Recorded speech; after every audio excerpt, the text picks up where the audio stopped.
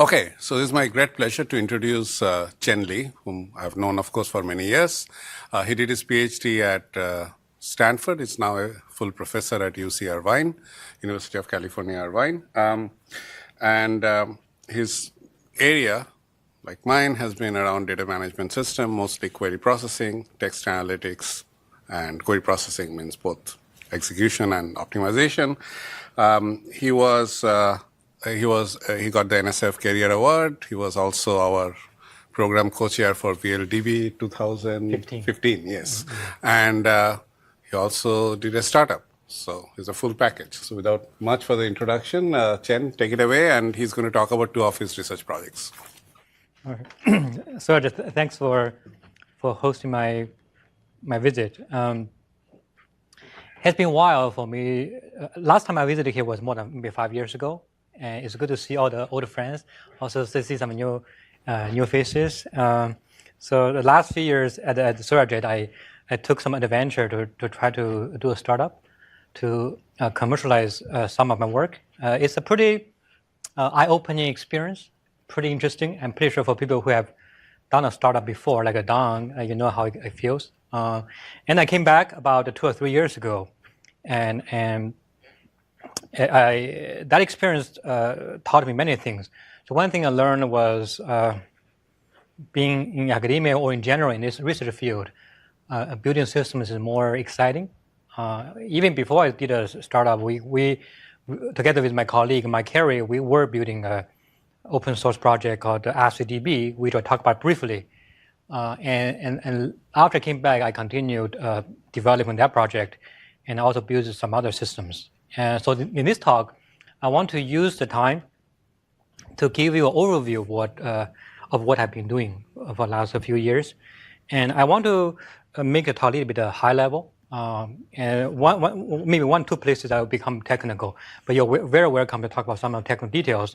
In addition, I talk about 2 systems, and both systems have demos. And I want to spend about 2/3 of my time on the first system and then 1/3 of time on the second system. But we can always talk offline about some of the issues. So the first project is called Cloudberry.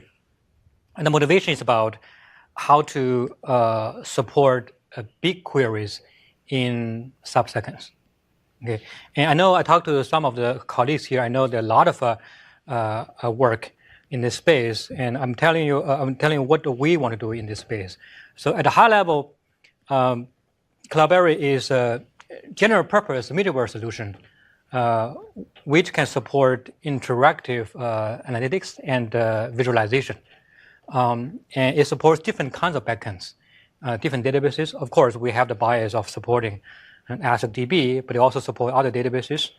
And we also support different kind of front ends. So even though my demo, the first demo, is about kind of a visualization, I want to emphasize this project is not about visualization. It's about supporting visualization.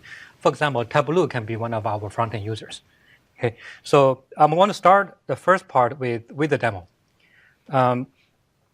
So the demo I'm going to show here is both demos about social media analysis, even though both solutions are general purpose. So for this demo, we call it Twitter Map. It's one application of Cloudberry. I want to differentiate between Cloudberry and Twitter Map because Cloudberry can support different kinds of applications. For this Twitter Map demo, the backend has about this number of tweets, close to 1 billion tweets collected over 1 year and 10 months, starting from November 2015. It's about roughly 1% of all the US tweets. Okay, still it's a small number. I know many people have seen bigger scales, but it's a proof of concept. And plus the backend they're using parallel solutions. So if you have more data, we can just throw in more hardware. So the whole thing is scalable. So the goal we want to achieve in this project is for this amount of data with textual, temporal, and spatial conditions, we want to allow the user to be able to see the data from different angles by submitting different kinds of conditions. Okay, so one example is currently we have this Hurricane Irma coming, and here we are lucky because we're in the northwest. They're very far from Florida. But let's say we want to see how the social media is talking about hurricane. Okay, so we can just type in the keyword hurricane, even though you can type in any keyword.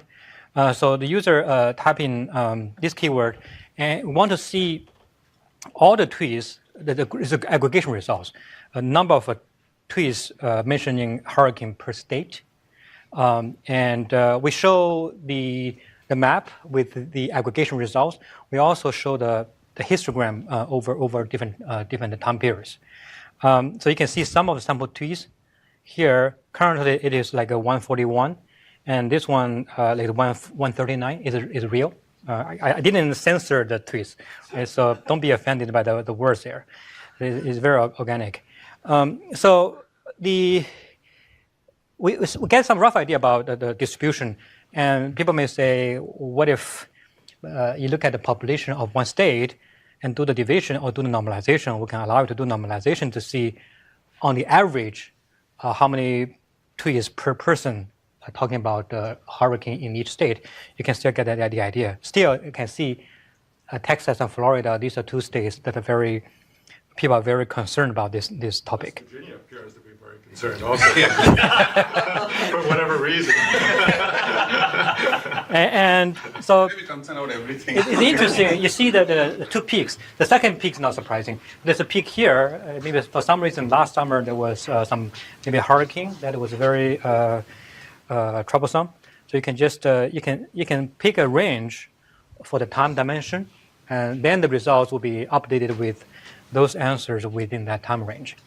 And you can easily change your time window by changing the start time or ending time, or you can slide the window. And so as the user changes the conditions on the time dimension, the system can responsively give the results for this amount of data. Okay, and then let's say, what if the user wants to go deeper into the data? So let's say in Texas, we want to see within Texas how the trees are geographically located based on different counties. So we zoom in, we show all the different regions, different counties, and then the color to indicate the density per county.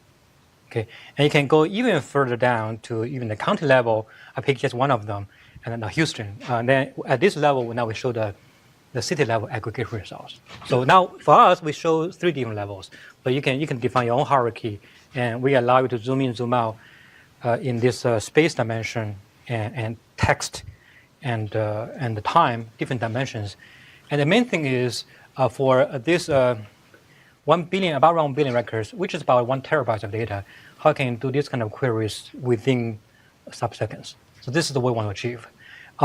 And on the back end, this is the kind of the mini cluster we're using.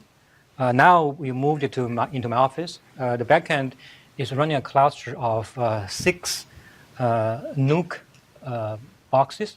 Each one is about $800 with half terabytes of SSD, 16 gigabytes of memory, and I think maybe 2 cores or 4 cores, I forgot. And we use heavily relying on the disk or the flash drive to make it scalable. Since the whole infrastructure is parallel, if you have more data, just throwing in more boxes, the total budget is about less than $5,000. Okay, so within $5,000, we want to deliver this kind of user experiences. So now let's see what's happening behind the scene. So this is what Cloudberry is capable of doing. Architecture-wise, Cloudberry is a middleware that sits on top of your existing database. And the one we saw just now, the backend is using AsterixDB because we have a connector that talks to the database using our native language, 2 languages. We're bilingual, AQL and SQL++. And we also recently just built 1 more connector, or 2 more connectors, one talking to MySQL, one talking to Postgres. For us, the requirement is your database should provide, your backend, not database, your backend should provide a query language either through JDBC or RESTful API so that the middleware can talk to you by issuing some queries. In addition, we made some assumptions. One assumption is the data for now is append only. Once your data, because some of the logic relies on the assumption, once the data is already inserted into your record tables, they are not modified anymore. And we know a lot of cases satisfy this condition. We have one more assumption we'll show you later. And the Cloudberry middleware does a lot of techniques, optimizations to deliver that kind of user experiences, which I'll explain later. Do you allow join queries? We allow join queries. We support all kinds of queries. We support group by. Okay, I talk about the front-end library, the front-end API here. Okay, we use the RESTful API, but the RESTful API is kind of a SQL using a JSON format. Okay, I use this one here. So for AsterixDB, I think I just talked about briefly. Mike and I have been building, and with some other colleagues from Riverside and other Couchbase, we've been building this one for the last 7 years. It's at a high level, it combines the techniques from semi-structured data management, parallel database systems, and Hadoop and its friends into one system. It's open source in Java. Essentially, it is a parallel database system with all the support: storage, indexing, query processing, query optimization, query language, the whole stack. Okay. There's a shared nothing architecture. We don't take the other approaches like Oracle is taking in some of their products. We just assume people can throw in some commodity hardware easily to make it scalable. These are some of the features AsterixDB has. Semi-structured data model. We support B tree, R tree, inverted index, all of them. That covers a lot of data types. We use RSM for dynamic data, similar to other systems like Mongo and Lucene. And we have our own runtime engine called Hierarchs. We have our own query language. Now previously it's called AQL, coming from xQuery. Now people don't like xQuery, people like SQL, so we change it to SQL++. The plus part supports semi-structured part. Okay. And we have been working with Couchbase very closely, and the recent announcement from them says Couchbase decided to use the backend AsterixDB to support their analytics. So that's a 1 minute overview of AsterixDB. So let me focus on Cloudberry. So let me first talk about this API here, and how the middleware talks to the front end. I use a very simple example. In an earlier demo, we used Hurricane, but here I use Zika, which is very similar. So from the front-end application perspective, it will talk to Cloudberry through a RESTful API, because we know web service architecture is more integratable. Right? You can plug into any place. And plus, by doing this RESTful API, it can kind of provide a uniform interface for the front end to talk to this layer, which can talk to different databases. Potentially, this layer could do even integration from different databases. But for now, each instance only talks to a single database. So this is the query. You turn it into SQL. It's more like I want to get the number of trees per state that mention the keyword Zika. Okay, and this is the SQL in a JSON format. Okay, but there is a different language, and we have many different ways to define certain properties, like what data set you're talking to, and what kind of predicates you want to post to that table. When you do group by, on which attribute or attributes you want to do the group by, and when you do group by, what kind of aggregation you want to do? Count, sum, min, max, they're all configurable. What about user-defined aggregates? User-defined aggregates, so far, no. So we just do use the standard aggregates. So I want to mention a few things the middleware is doing to achieve that performance. I mentioned some of them in the meetings this morning. One thing is caching. Okay, not surprisingly. In that example, if a user types in Hurricane, it's the first time user types in Hurricane, then the engine will do the work. The middleware will translate that query into a SQL query to the backend, or even multiple queries, depend on the semantics. And then the results of the Hurricane query will be stored as a view and materialized inside the database as one of the tables. And from database perspective, they don't know what it is. It's just one of the tables. So it's up to the middleware to decide the meaning of this view and how to maintain it. Okay, this is the logic we do here. Later we'll cover the case where what if we don't have a view available there. Okay, that's a second technique we are doing there. Now, at the high level, this one looks a little bit very overwhelming. The main idea is if the user has typed in a drug, a Zika, a hurricane, and then the system, the middleware has decided to put the results into a view, into a database, there's still a lot of issues we have to solve, which is how can we make the view consistent with the backend database? Because our principle is we want to support real-time query processing, meaning when the user types in a query, we want to give the user the latest results that just came in maybe 5 minutes ago. So to do it, our current solution is the developer, the system admin, has to decide the frequency in which the middleware or the view and the base table should be synchronized. So let's assume it's 1 hour. So every hour, the middleware will trigger logic to tell the database to put the latest tweets about hurricane, the data, and put the data into the view. Okay, this is done by the middleware.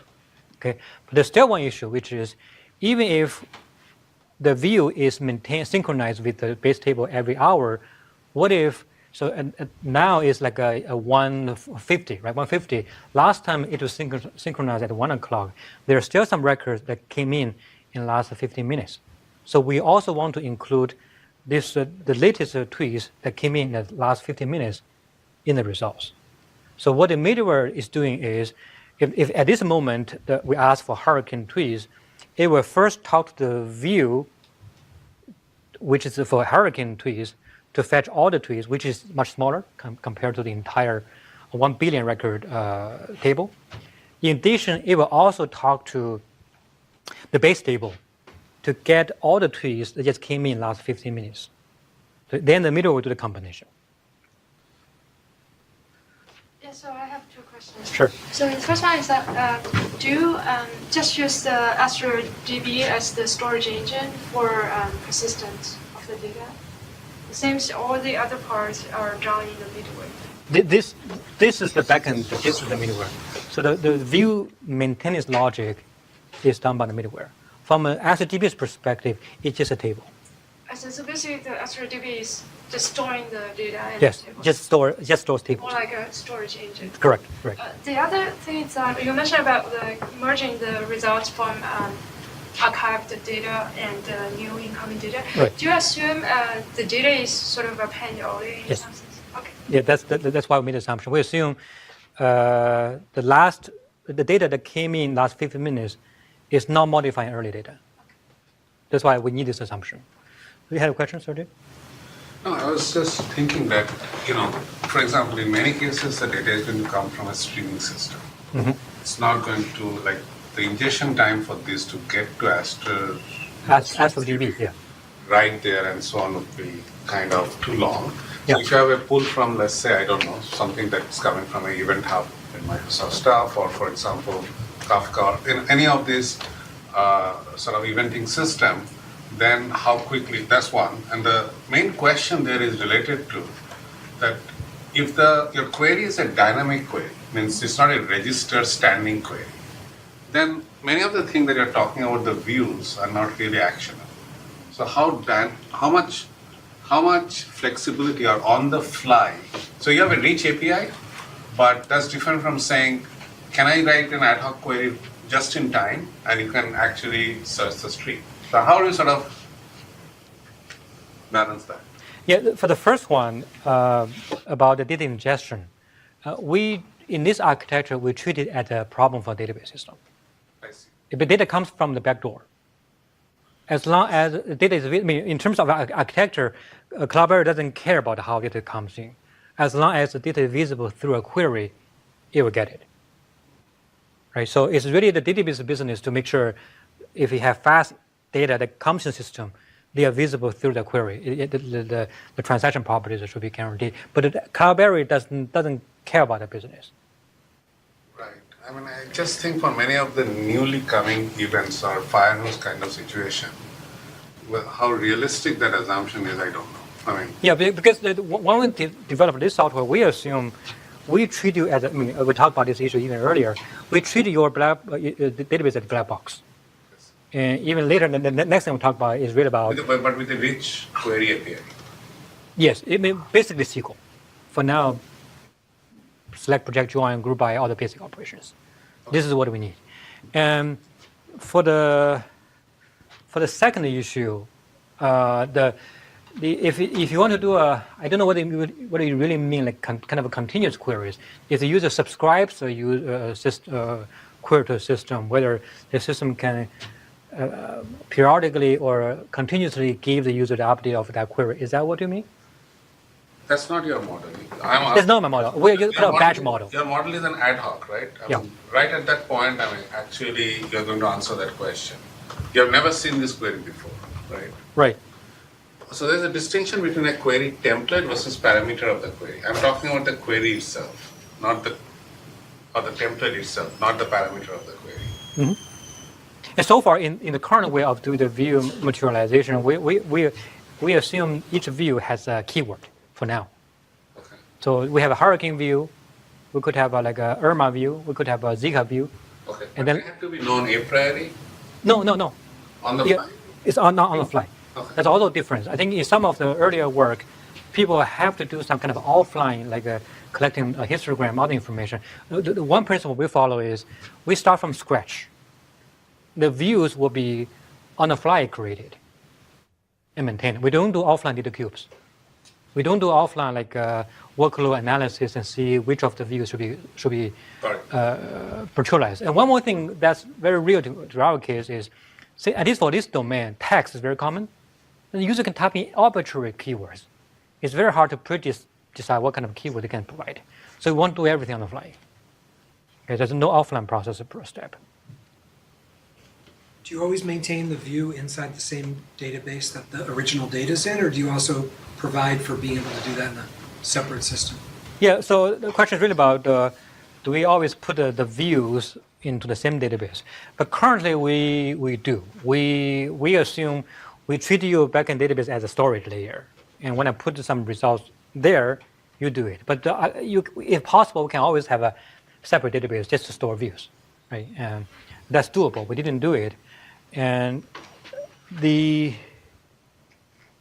okay, so other questions? So I'm just curious whether the keywords, the search is exact keyword search or more than that? So far, we haven't done any advanced expansion, fuzzy matching, stemming. Those things we have not done yet. This is only kind of the first step. I have one student who is working on this full text search feature there. We know how to do it, just a matter of time. Next thing I want to say is back to your tutorial, right? What if the views are not available? Right? The first time user gives a query hurricane, there's nothing inside the database as a views. How can we do it? So people here are expert in the topic. So when we first developed the prototype 1 year ago, that's the first one is the user experience, which is really troublesome.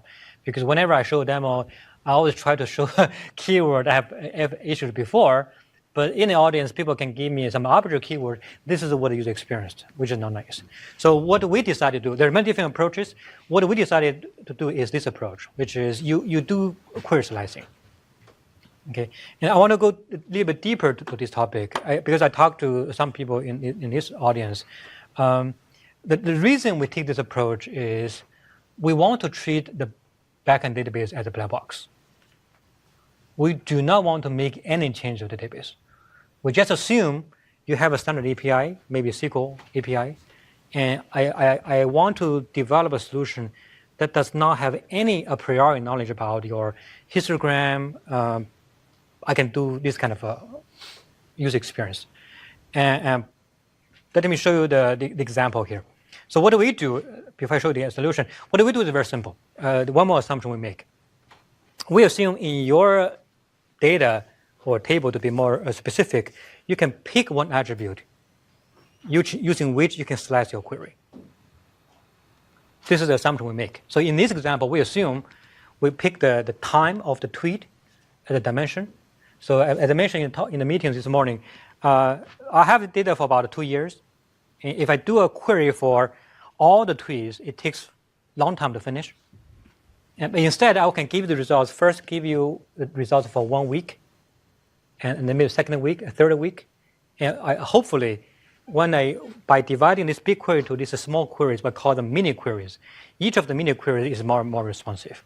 At the same time, we want to progressively give you the update. Okay, so one very simple solution is the following. As I said, I do it week by week. Okay, so this is the behavior.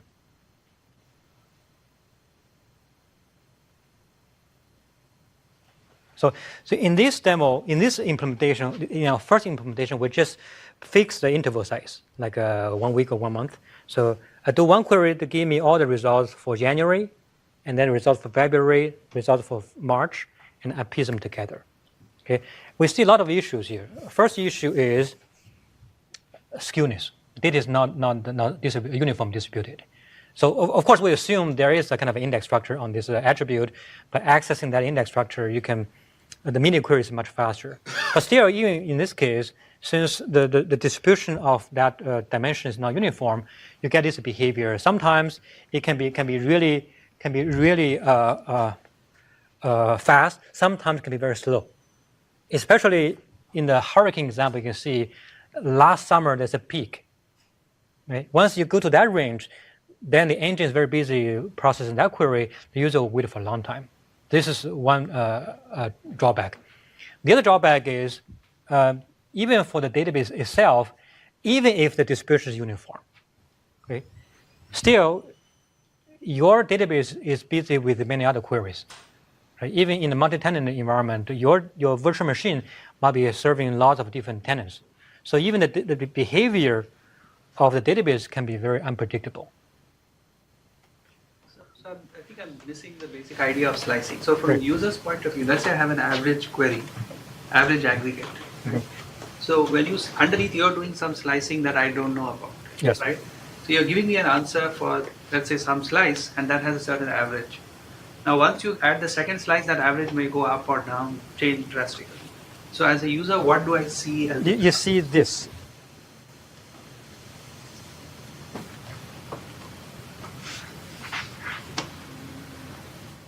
So what we system doing is give the results progressively. No, but I'm saying that, okay, if you look at something like online aggregation, there was some, at least a confidence interval of the answer. Here Yes. you don't have that. This one, to some degree, you can say this is also one way to do sampling. Right? I'm doing sampling in a very consistent way. And I don't have any assumption about the distribution. That's why I cannot give you any confidence. If you do some like a random sampling or some of the work the team here is doing, or you look at what Joe Hallis team has done like 20 years ago on online aggregation, some of the approaches have this assumption that the database engine supports random sampling. And we don't have the luxury here. We want to take the approach where I just have a database sitting there. I don't know what's inside it. And I don't want to modify the database. And can I do something in the middleware that can be very self-adaptive? So in this whole solution, when we started the system, the Cloudberry system, it doesn't know anything about database, except, of course, the API. And so the distribution of that dimension, I don't know, especially since the user can type in any keyword. I cannot build a histogram for every keyword, or even combinations of keywords.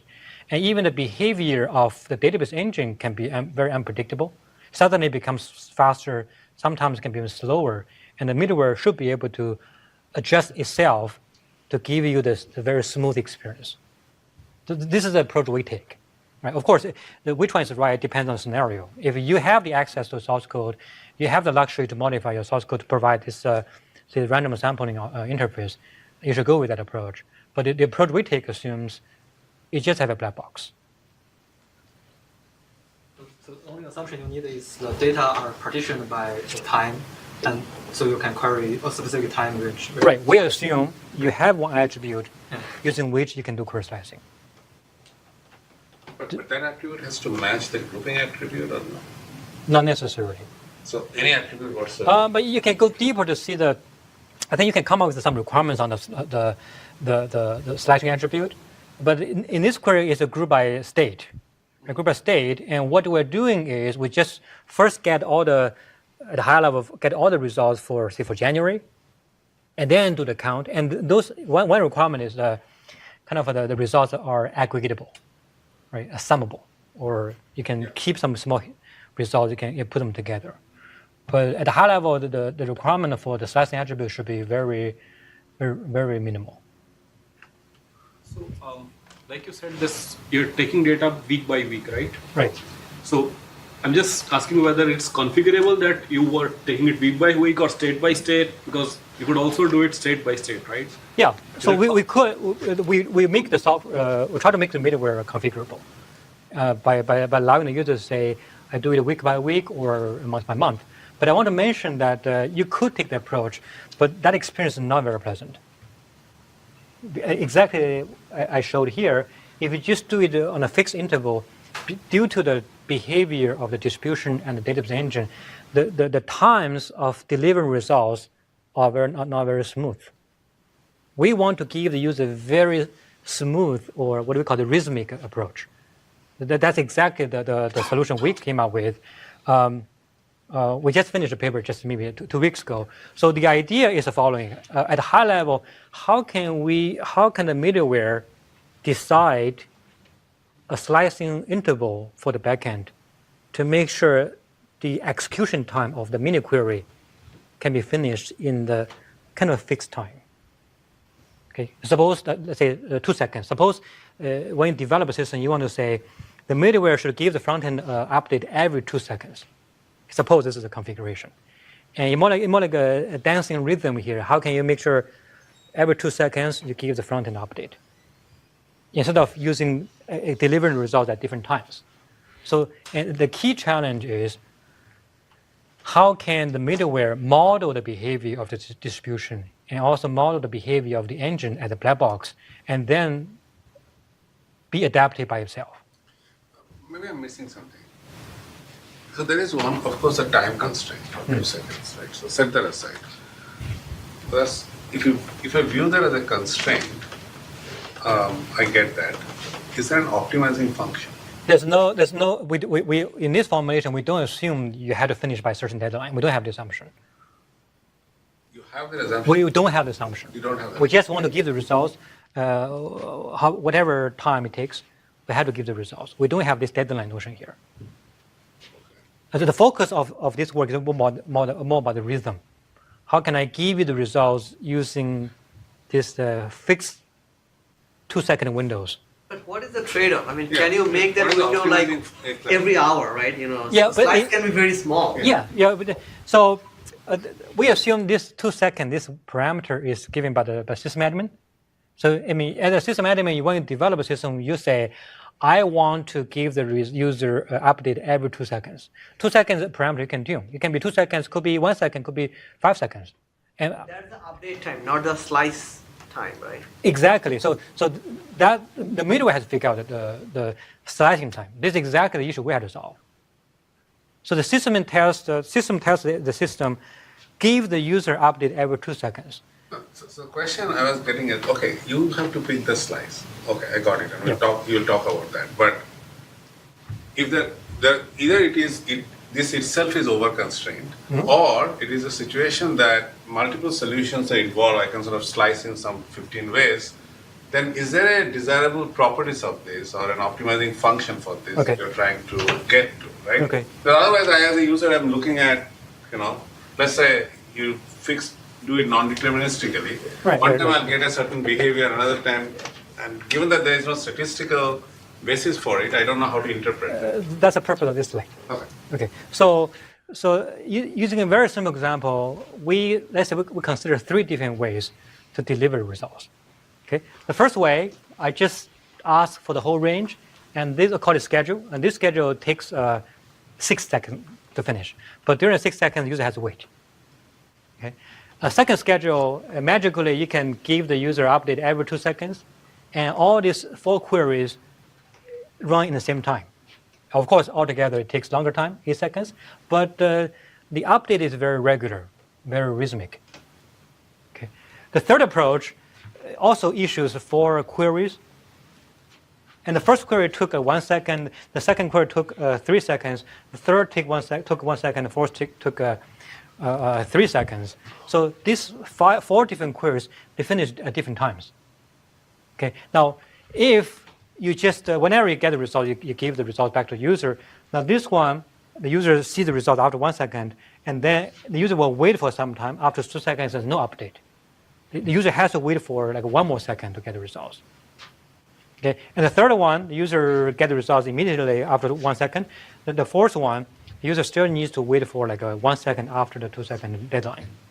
Okay. So back to your question, Surajit. So I have 3 different ways to deliver results. How can we quantify the quality here?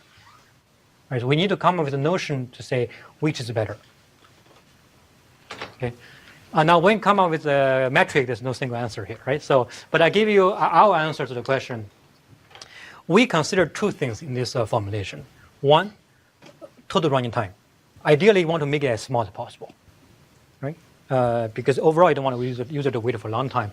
The second thing we also care about is if there's a pace, let's say 2 seconds. That means every time the user gets updated, the next time the user gets updated, you want the user, you do not want the user to wait for more than 2 seconds. Okay? If the next query comes in after 2 second deadline, the longer the user waits, the more penalty you had to pay. So what we formulate the problem, the second issue is what we call the smoothness of the result delivery, which is suppose this is your previous mini query that ends here. To maintain this pace, you can still wait for some time for the middleware to give the results. And suppose this is a 2 second window, but the next query can be issued right after the first one was finished. Okay, but if this one took longer than expected, if it finishes here, then during this period, the user has to wait. So the second factor we have to consider in this whole quality metric is how much delay the user has to wait. Okay. Ideally, we want to minimize the total running time. We also want to minimize the total number of waiting time for the user. So the solution we come up with, the answer we have is a combination of the 2 factors. The total running time, which is we call the cost T, and the total delay, and we use the constant to decide how much penalty you want to give to the total delay. Okay. Of course, we can talk about whether this one is really the golden standard, but the idea is there, combination of both factors. So if you are conservative and if you use a very small slice, say 1 millisecond, Yes. then DI will be basically 0. Yes. But And this one will be with that, very low I see, so the cost will be higher. because you're sending a lot of queries to the backend. And how do you model that cost? For now, for our approach, we just measure time. Again, we don't know how many CPU cycles, resources available in database system. We don't have the access. So the easiest way is just measure time. Of course, if you have the access to the database resources, you can come up with a better way to model the cost. So just a clarification again. So are these mini queries, are they being executed in parallel, some of them, or it's completely sequential? So far, in our current implementation, we assume they are done sequentially. We did one experiment where the middleware could send a lot of queries at the same time. Our finding is you are kind of overdoing your work, right? You're competing resources with other people.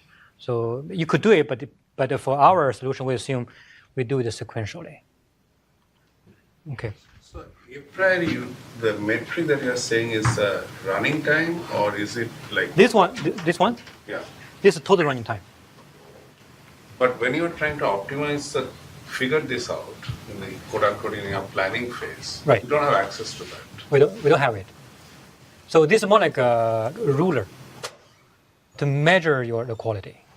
And at the beginning, we tried to formulate a kind of an optimization problem. We found it really hard because it's an online problem. Everything can change as you run the schedule. So what we do is we take a greedy approach, meaning every time when I generate the next mini query, based on this function, I try to be very greedy. I don't claim any optimality. At the end, when I generate a schedule, I use this function to measure the quality of my schedule. So I don't go with this optimality guarantee. I'm just greedy.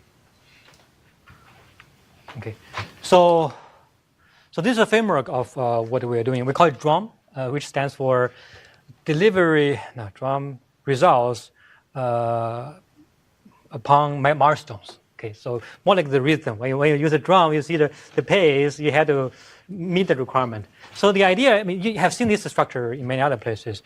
The whole framework is very adaptive, meaning you have a query and the middleware will generate, initially generate some very conservative mini queries by using very small intervals. Okay, you first give some results. And then you send the mini query to the backend, and then the backend gives the results. The middleware also keeps track of the numbers, performance. And that information will be fed into this module to model the behavior of the engine. That information will be used by the generator to decide the next mini query. So that's why it's very self-adaptive. So this adapts the width of the slices that you're doing to generate the mini queries. Correct.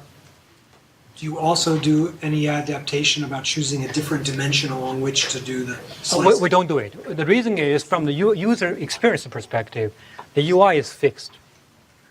Right? So in your example, it's always time. In that example, it's always time. We fix it. Because if you try the middle switch to the space, the UI doesn't look good. So this is my idea. Okay.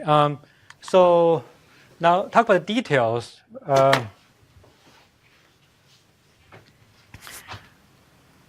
We want to model the relationship between the slicing time and runtime. So the one thing we have is a regression model. So we're doing linear regression, but you can pick any other regression model. Any regression model cannot be perfect. We also have a model to model the behavior or the errors. Okay, and I think maybe I already spent almost like 40 minutes. And I think you get the main idea what we're doing here. So if you don't mind, I can just wrap up this one and move on to the next one here. But you get the main idea. We try to use this middleware to do responsive queries without making a very strong assumption about the backend database. This is what we do. Yeah. Just one question. Sure. Do you have any user studies to show that users prefer this constant query response time? We don't. We were talking to our HCI faculty to see if we can do a user study. I think this is their expertise, like Alfred Kopsa. We haven't done it yet. Okay. But from our biasing perception, we see the fixed interval doesn't look good. So this is slicing considering the time, right? So what I was thinking is that always the time might not be the thing. It might be that you slice only for 1 second. However, the amount of data that comes for that one second will be a lot. So shouldn't you consider the slicing as some estimation of how many data will come on that slice and the timing together? Exactly. When we decide the slicing interval width, we do consider the factor. How do you estimate that the amount of data to compensate that? That's the answer is a combination of the regression and the error model. We try to intuitively, if I want to finish a query within 2 seconds, by using the linear model, maybe I should have used maybe 7 days, but I use a 7-day window. I have a risk of missing deadline, so I should be a little bit conservative, maybe by using maybe 5 days or 4 days. So that is already captured by the error model there. So I'm not targeting just to finish the whole thing within 2 seconds. That's too risky. I need to be a little bit conservative. But that's the intuition of our approach. So given all that discussion, like it seems that the user study of this experience seems kind of crucial, which is something at least database people generally suck at. Yeah. You answered my question, right? So how do you it's kind of so much tied to the HCI and all. Yes. And I'm not sort of HCI researchers. Sergeant, you are being recorded. Don't think. Oh, yeah, that's fine. Okay, yeah. So just answer my question. I think this is not first time people suggest us to do user studies. I think we should do it. We should do it. Okay. I'm recorded. So I want to use the remaining time to talk about the second system. Okay. So about this decision of slicing, how much to slice and all. in this case, as far as I could understand, wouldn't a simple histogram help you here? I don't have the histogram. And is it particular to a database? Because in relation It's hard. to I had a discussion this morning. If the user can type in some arbitrary keywords, how can I build a histogram for some keyword I don't know a priori? I don't. I start from scratch. The settings are different. All right, so I want to take the meantime to talk about second system, which is, to me, also very exciting. I did a lot of work in text processing. I did a startup about text processing. And I feel text is a very rich domain. There are a lot of opportunities. The new system I'm building is called the Texera. In the earlier abstract, I used TextDB. Later, we renamed it because it's not a database system. At a high level, it is a system that supports cloud-based text processing. Okay, and I'm going to show you, the reason is everybody in this room can write code. Some people without IT background, they cannot write code. But how can we make it easier for these people, including us, to do some text processing very easily without writing a single line of code? Right? If I can finish one thing within 5 minutes, I don't want to do it in 1 hour. It's about the cost. Okay, so what we're building is a web service called Texera, using which a system can easily drag and drop some basic operators to formulate a workflow. Okay, I didn't install any software. Everything is based on web. So here I'm also using Twitter as one example, and so I can just say look at scan. I refresh the page. So I want to allow a person to analyze tweets without writing a single line of code. So I can say I do a scan, okay, and I have a lot of tables there. I pick one table called with the data for the last 1 week, and then I can just see the results. And we know this is a select star query with a limit. So 2 operators, and run a query, and I should be able to see some of the sample trees. Okay, maybe within 10 seconds I can do it. So, but that's not the end of it. So let's do more analysis. Suppose I only want to look at all the trees mentioning a particular keyword, say hurricane. So I go here, I do a search, I do a keyword search, and I need to specify the attribute. And the keyword I use like a hurricane, and I give the name of the results, like as operator, search results. So I link these 2 operators and these 2 operators. So this is a new query. Okay, so you can click each of them. You see this one should have hurricane here. Okay, so other analysis. Suppose I want to do entity recognition. Okay, so what I can do is I go to this menu option. I pick entity recognition, and I pick one of the attributes, and I want to pick one of the types, noun, verb. Suppose I want to look at locations, okay, and I say location results. Okay. So are you looking for all the results, or like I want to see, is there a notion of ranking? Is there a notion of top 10, or because we have a limit. You know, databases people are not good at ranking. We give you 10, you figure out. That's the difference between IR and database, you know it. So with entity recognition, in my experience, that is an operator that is incredibly sensitive to context and whether I want to recognize products, historical figures, other stuff. Now, how can you have a sort of a general purpose single entity recognition operator? This standard entity recognizer is wrapping Stanford NLP. Okay, so you basically sort of offload we wrap to them. someone else. Okay. We wrap Lucene, we wrap Stanford NLP, we wrap NRTK, we wrap these guys. But when you do it, still, what you're positioning this as is a one-stop shop for all sorts of domains and tasks, right? Yes, yes. So in a way, whatever you wrap still has to generalize. And correct. Is in your experience, is that the case, or is there some way to customize the entity recognition? It's both. If you look at me, we talk about Lucene, right? We talk about Lucene. Lucene very powerful search engine, stemming, ranking, phrase search, multi-language support, they're all available. We just wrap it and bring it back to you. And some of the operators are using machine. Instead of NLP, standardized, we wrap it. But at the same time, if the user wants to add their own logic, we should allow the user to do it. So there's one interpretation of this which is a query builder.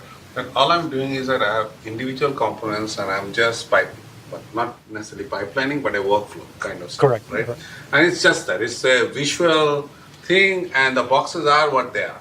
Right. What is the semantics of this workflow? Well, I mean, for each one, figure it out what it is, and whatever the semantics is, I take the results and put it in this pipe, and that's it, right? Right.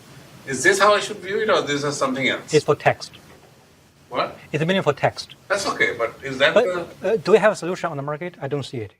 No, I didn't say. I was trying to understand what you're doing. I'm not challenging you. That You're welcome to challenge me. That's fine. But I don't see any solution on the market. There are solutions that are standalone software packages like Nime, RapidMiner, Alteryx. These are the few solutions, either open source or proprietary. They're not open. They're not web-based. They're not cloud-based.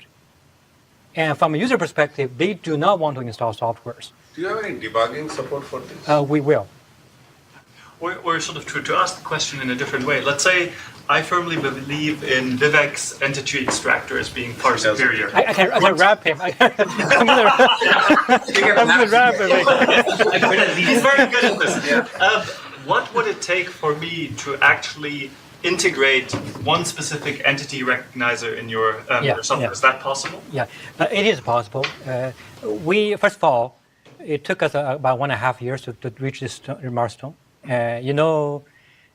Saying and doing are different. It took a lot of time to reach this step. The few things that we are doing, I want to summarize the few things we want to do. One, extensibility. If you have your own logic or even some package you want to wrap, we want to make the process very easy. We want to support Python, we want to support Java and R. These are common languages. How can we allow the developer to wrap their own logic into this whole pipeline? That's one, we have to do it. Second is debuggability. Right? And when you have this long-running job on a very large number of records, the whole execution can take a long time. How can you give the user some kind of a progress report of where you are in the whole execution, and allow the user to even pause one of the operators and do some investigation of the state of that operator, those intermediate results, even do some data lineage to see where that record comes from. We had to allow the user to debug it. Okay. And it's more than just debugging, right? If I know, like, principally, let's say, sort of all names that have a middle name that's a single initial are misrecognized. Right. How do I actually then enable that feedback, right? It's one thing to recognize that. It's another thing to actually systematically modify my entity and recognition component.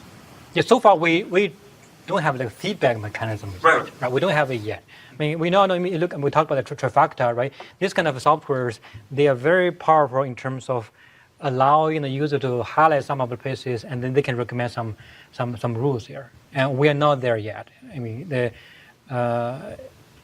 but down the road, let me talk about the current focus: extensibility, debuggability, and usability. And one more thing we care about is really about the potential scalability. And so far, the whole thing runs on a single engine, and nothing can prevent us from running one operator in a parallel environment, because we know text processing can be very, very expensive, can take hours or days to finish. So if we can parallelize the execution of each operator to this cluster, then that's even more powerful. So these few utilities have not been done yet. This is only the initial prototype. And the good news is, for both systems I'm presenting here, they are used by people. As I said in my talk abstract, we are working with some UCI researchers. They're not from ICS. They are working on public health, politics, to use social media to do their analysis. And they love the first demo because they can easily see the data. And they also use this one here because they do not want to write program. They do not want to install softwares. They do not want to apply patches. And this is the big advantage of the cloud-based trend. I mean, everybody here knows how important the cloud is. And we believe, even if you take the idea of like either RapidMiner or NIME, but push it to the cloud and make it very easy to use and make the execution detached from the front end. And the user can access the execution from anywhere, and even allow multiple users to share that execution interface. This is very powerful. That's why Google Docs is very, very, very easy to use because multiple people can share the same document. This infrastructure can allow multiple developers to share the same workflow without using a remote desktop. Right? So this is I believe this is a trend, and a lot of the new challenges we have to solve in this new architecture here. Okay, we're still in building phase. Okay. You get the main idea. So it's a wrapped of few, Luxin, NRTK, stand for NLP, maybe a Vivix future module, we're going to wrap it. And then we want to make it extensible by allowing the user to write out their own logic. So those things are really happening here. So, what's the technical part? Technical part, you already got a second technical part. Let me give you maybe one slide here. And one interesting thing is how to. So if some people ask the question, how is it different from database engine? Okay, at the high level, it's all about operators forming a DAG. Well, at that level, they are the same. But the main difference is inside database system, people don't interact with operators. People interact with the system using SQL, using string. But here, the user can interact with each operator. Okay, so the architecture is very different. A second difference is inside database system, how many operators we have? Maybe 30, 40 at the most, right? But in this text domain, there's so many different operations you can do. The number of operators is much, much larger. I heard RapidMiner, they claim they have more than 1,000 operators for different purposes. Because they have this whole architecture that allows a new user, developer, to contribute new operators to the whole framework. Because the whole thing is very open, very extensible. Now, when you develop such an engine, how can we make it easy for a new operator to implement it? That's very different from a database case where everything is under control, but here is more open-ended. So what we do in our current engine is every operator has a kind of a descriptor in a JSON format. The descriptor has all the information about this operator in addition to the code. Of course, you have to have the code logic. The descriptor could have like how many input, what's the input arity, what's the output arity, and whether even you look at the front end, what kind of icon you want to use, and what kind of description you want to attach to this operator. And from a developer's perspective, as long as you use a framework to describe a new operator with the code and the metadata, the whole thing will be integrated to the whole system very easily. So like if I take an arbitrary operator, somebody else's code, there may not be the serialization logic there. So who has to write that? I mean, so first of all, we have not done the UDF part yet, right? Because I'm not saying every package can be wrappable, okay. Right? The Vivix module might not be wrappable, but there's certain protocol the person has to follow. Well, what's the input, what's the output, right? So, but I want to identify the commonality and make it easier for the developer to write a piece of code. So far, the way we integrated NRTK, which is in Python, is pretty interesting because we try different ways to include Python in our Java engine. And the one approach is to use a Java class to interpret all the different Python code. The other one is running the Python as a separate process and let JVM and the Python process use IPC to communicate. And we take the second approach. But even for the second approach, there's one question, which is how the JVM and the Python process share information back and forth, and how you can minimize the overhead by doing batching. Right? Those things need to be figured out. It seems to me that, are you familiar with something like SQL Server Integration Services, which has a very similar sort of flavor, in the sense that there are a bunch of built-in operators which you as a user can connect for your task, and they also have custom script operators that you can write your own script and put it into the thing, and as long as it meets certain input-output criteria, you can plug it in anywhere into the pipeline. Yeah. So in a sense, those kinds of engines have been built, right?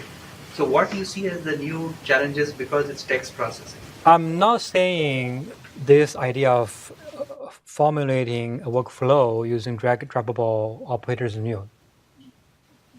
Microsoft did it, and RapidMiner did it, and I believe that the uniqueness here is the cloud.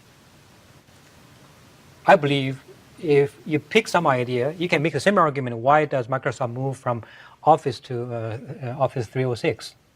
You have to move everything to the cloud, and that is architecture shift. Previously, you run the whole thing on your single desktop. I don't know the software image. I saw some GUI to formulate the query. I saw that interface. I don't know what's the one you talk about. But in general, I believe the software you talk about is something running on a local machine. The SSIS is for the ETL scenario, primarily targeting to that. Right. So, but I don't know whether it's a cloud-based software. I don't know yet. But we can take it offline. But yeah. But I guess the question is basically because it's cloud-based, what changed? I feel. So as a functionality, to your point, with the examples you gave of Office 365 and whatnot, makes sense, right? I mean, nobody's questioning that. But from a technical perspective, what changed because of that? I don't have a perfect answer to your question because we are also exploring. I really do the project based on my gut feeling here because I see people want this. This is my short answer, not technical answer. But if we go deeper, I believe first when you go to cloud, there's a very big potential of automatically scale up the whole computation. Right? If you have a job that's very expensive to run, then in the cloud you have a much better freedom to scale, to launch multiple virtual machines, to parallelize some of the operators. That the web gives the opportunity. Right. I don't think single machine does not give the have the opportunity. parallelization logic. Yes, that one is a new opportunity you cannot explore on a single desktop. Right. In addition, in terms of the user experience, I think it's very different. Of course, you might not say it's technical, but when designing the architecture, since we're using this client-server architecture, the execution of your logic should be detached from your front end. Right? You can easily set up open a new browser and attach to that one here. Right? So you can say it's engineering technical, we don't know, but you have to think about this whole thing very differently. You can say the idea has been implemented by RapidMiner. And RapidMiner is using everything as a Java program running on a single machine. But I believe softwares like RapidMiner have spent a significant amount of effort on even on UI design there. That's why it's very hard for them to migrate to the web cloud. They can't. They have a burden they have to carry with them. Right? Because for us, we start from scratch. From day one, we do the web interface. So maybe 1 year, 2 years down the road, I have more technical answer to your question. Yeah. You're going to have to beat Unix pipes.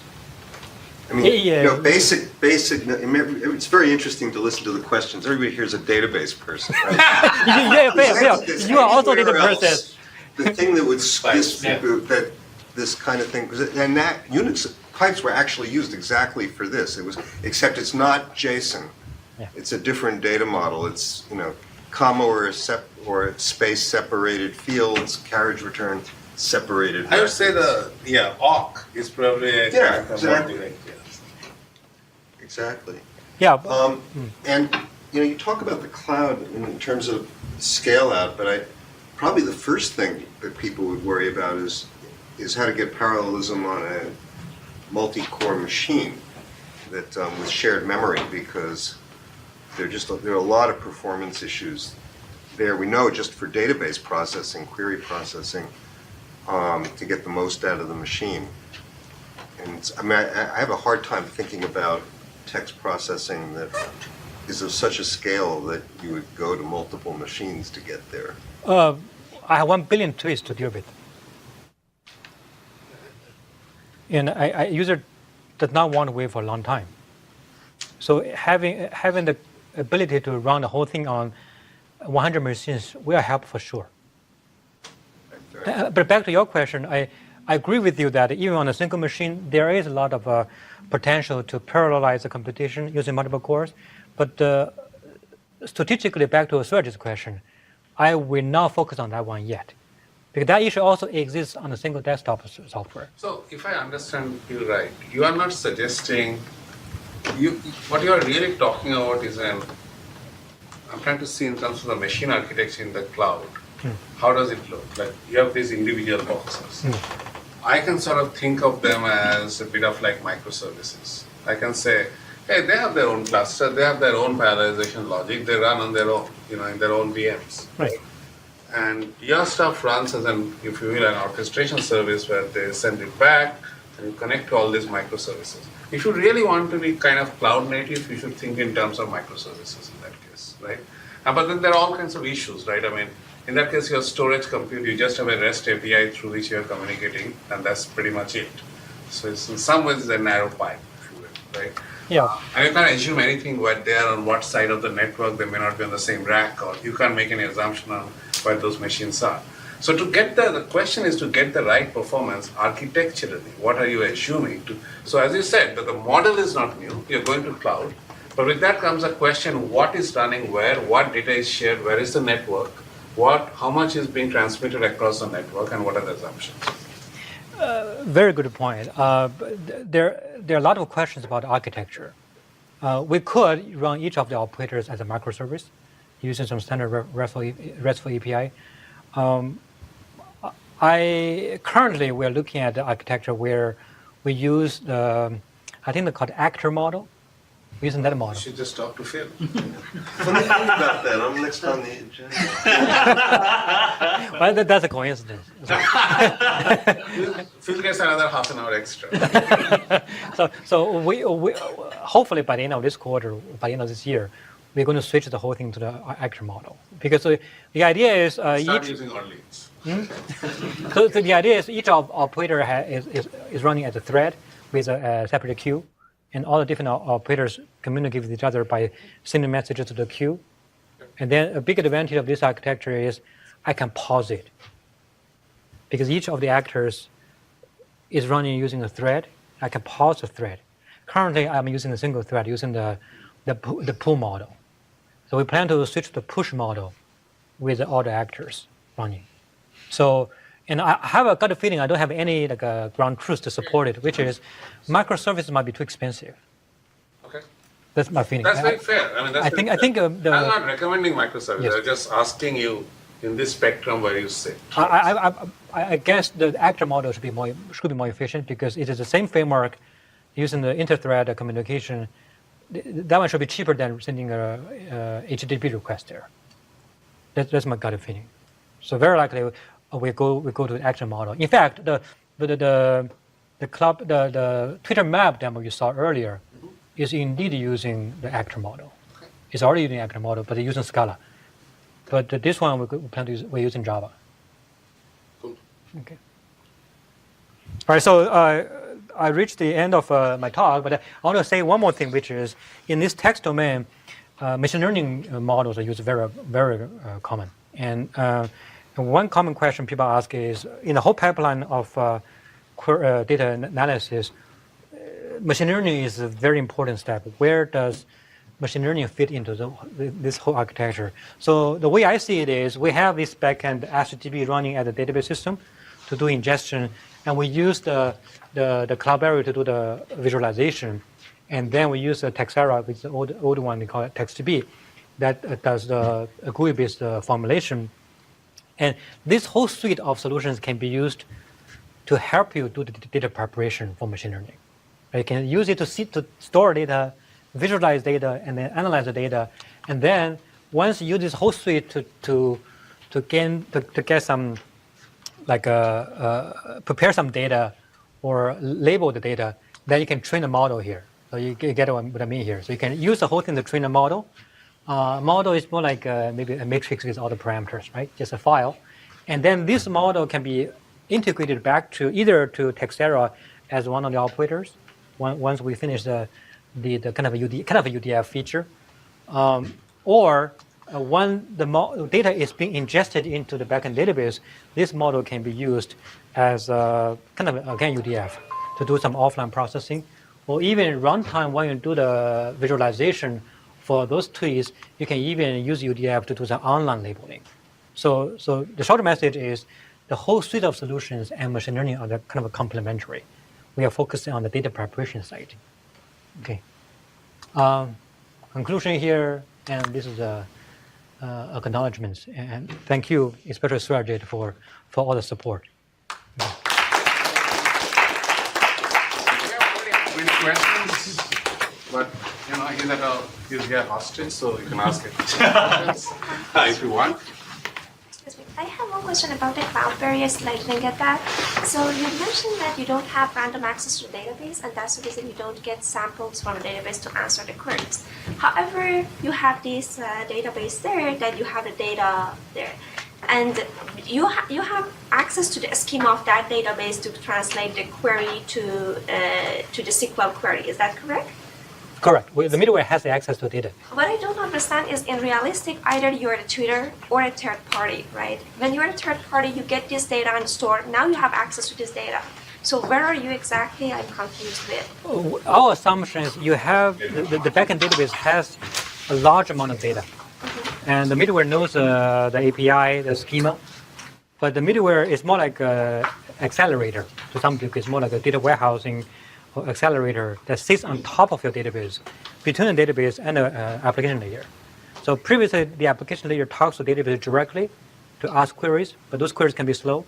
By putting Cloudberry in between, which also knows the database schema, this layer can use all the techniques to meet those queries at the application layer much faster. This is the position. Also do the same, right? Which one? Twitterers, the analytics over Twitter, but they also do the crawling, they have the data, and also they do sampling and all those things to answer the questions. Yes. Cloudberry is a general purpose software. It's not just for Twitter. The database can be anything. So it's not specific to Twitter.